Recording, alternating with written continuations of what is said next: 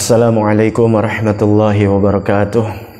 Bismillah walhamdulillah wassalatu wassalam ala rasulillah sayyidina wa nabiyina Muhammad ibn Abdullah wa ala alihi wa sahbihi wa man walah wa la hawla wa la quwata illa billah. Berjumpa kembali dalam konten Madza Qala Iblis dalam channel Habib Betawi, episode yang ke-19. Untuk itu, sebelum dilanjutkan episode yang ke-11, jangan lupa yang belum subscribe, di-subscribe dulu dan like share-nya, dan juga saksikan episode yang sebelumnya, episode yang ke-18. Baik, di episode yang ke-19 dilanjutkan dalam kitab Madza Qala Iblis, apa kata iblis, yang bertemu dengan baginda Nabi besar Muhammad sallallahu alaihi wasallam. Rasulullah bertanya lagi kepada iblis. Qala Rasulullah sallallahu alaihi wasallam.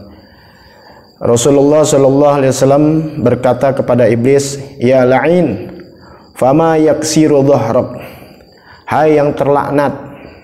Ini bukan bahasa kasar, karena iblis memang terlaknat. Maka Rasul katakan, "Ya la'in, fama yaksiru dhahrak." Apa yang memecahkan punggungmu? Artinya, apa yang melemahkan tenagamu, wahai iblis?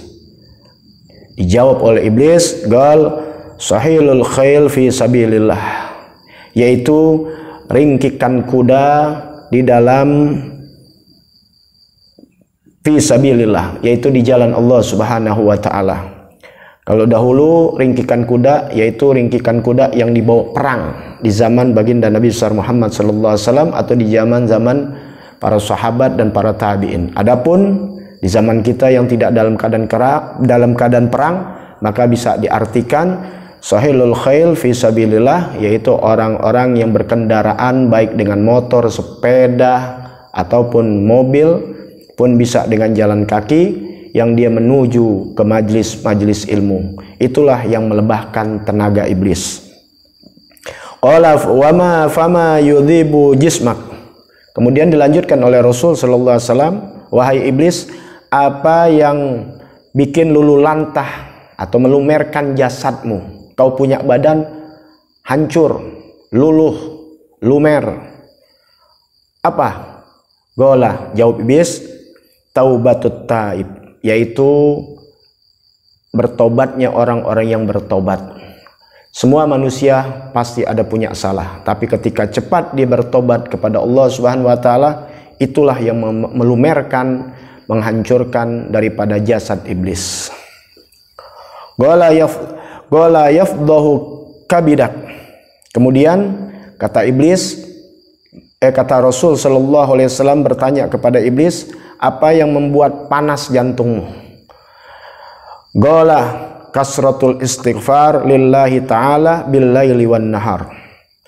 Jawab iblis, yang membuat jantungku panas yaitu orang yang memperbanyak istighfar karena Allah Subhanahu wa taala di waktu pagi, di waktu malam, dan di waktu siang. Di waktu siang, di waktu malam, di waktu malam, di waktu siang, dia memperbanyak istighfar, memohon ampun kepada Allah Subhanahu wa taala. Itulah yang membuat jantung panas, ya, kesal ibaratnya, karena udah dibuat dosa, kemudian hamba tersebut beristighfar kepada Allah Subhanahu wa taala.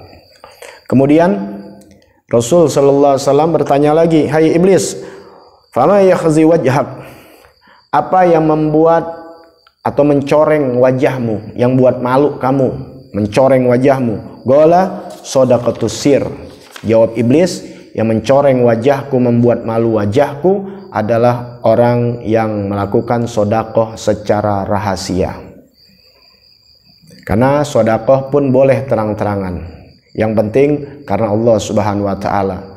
Artinya ketika orang sodakoh baik rahasia maupun terang-terangan, kalau karena Allah taala, itu termasuk yang mendapat pahala dari Allah taala. Jadi artinya ikhlas karena Allah, bukan karena tidak disebut atau diperlihatkan atau tidak diperlihatkan. Tujuannya hanya karena Allah. Karena bisa jadi orang sodakoh diam-diam, tapi ada tujuan bukan karena Allah, supaya nanti disebut, "Oh, dia si fulan kalau sodakoh nggak mau ketahuan, kalau sodakoh nggak mau sebut namanya, hamba Allah aja." Kalau tujuannya supaya dianggap dipuji-puji, itu pun termasuk yang tidak baik. Jadi sedekah terang-terangan atau sir mempunyai rahasia-rahasia, fadilah-fadilah dari Allah Subhanahu wa taala. Tapi kali ini dalam pembahasannya, ya, iblis mengatakan yang mencoreng wajahku adalah orang yang bersedekah dalam keadaan diam-diam. Qala fama yatmisu ainak. Kemudian Nabi melanjutkan, apa yang membuat, ya, hancur matamu, yang membuat buta matamu, menghancurkan matamu? Qala, kata iblis, salatus sahar, yaitu orang yang sholat malam. Boleh sholat tahajud ataupun sholat malam, qiyamul lail. Karena kalau sholat tahajud disyaratkan tidur walaupun sebentar. Adapun kalau nggak tidur malam tapi kalian ingin sholat, sama seperti tahajud, namanya sholat malam. Baik sholat malam atau sholat tahajud, keutamaannya luar biasa, dan diantaranya adalah membuat buta mata iblis. Qala fama yaqma'u ra'sak, ya. Kemudian Rasul Shallallahu Alaihi Wasallam bertanya lagi kepada sang iblis, ya, apa yang menghancurkan kepalamu? Ya. Siapa yang menghancurkan kepalamu? Kata Rasul Shallallahu Alaihi Wasallam, gola kasratus sholah fil jamaah. Yang membuat hancur kepalaku, kata iblis, kasratus sholah fil jamaah, yaitu orang yang banyak sholat di dalam sholat berjamaah. Kerjaannya dari sholat subuh sampai sholat isya, ya, dilakukan dengan berjamaah. Maka itu yang membuat hancur kepala iblis. Qala, kemudian Nabi melanjutkan bertanya lagi, fama as'adan nas anka. Hai iblis, ya, manusia mana yang paling bahagia menurutmu? Manusia yang bahagia yang kayak gimana menurut engkau, ya iblis? Kata iblis, menurut iblis, manusia yang bahagia itu apa? Tarikus sholah amidan, yaitu orang yang meninggalkan sholat dengan cara sengaja. Ingat, hati-hati orang yang meninggalkan sholat dengan sengaja. Silahkan dilihat di episode yang sebelumnya, bahayanya orang yang meninggalkan sholat, ada 15 macam ancaman. Silahkan kalian bisa saksikan di konten yang sebelumnya dalam kitab Madaghola Iblis. Bahkan dalam hadis Nabi mengatakan, man taroka sholatan muta'ammidan faqad kafara jiharun. Siapa orang yang sengaja meninggalkan sholat, maka dia telah kafir dengan nyata. Sebagian ulama mengatakan hadis ini yaitu kafirnya ini yaitu bukan secara badannya dia, tapi keyakinannya. Tapi bagaimanapun juga jangan ditinggal sholat, apalagi dengan sengaja-ngaja, ya, karena dosanya amat besar. Jadi yang membuat bahagia iblis ketika ada seseorang tidak melakukan sholat, meninggalkan sholat dengan sengaja. Qala, kemudian Nabi melanjutkan, fa ayyun nas asgha anka. Kemudian Nabi bertanya lagi, manusia macam mana yang menurutmu paling celaka? Ya, itu manusia yang celaka yang bagaimana tuh?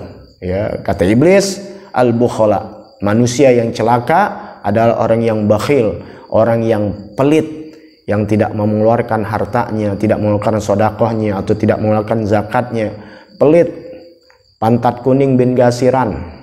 Ya, kalau Betawi bilang pantat kuning bin gasiran. Orang yang pelit itu orang manusia celaka. Iblis aja bisa tahu kalau manusia itu celaka. Kemudian Rasul Shallallahu Alaihi Wasallam bertanya lagi, wala fama yusgilu an amalik.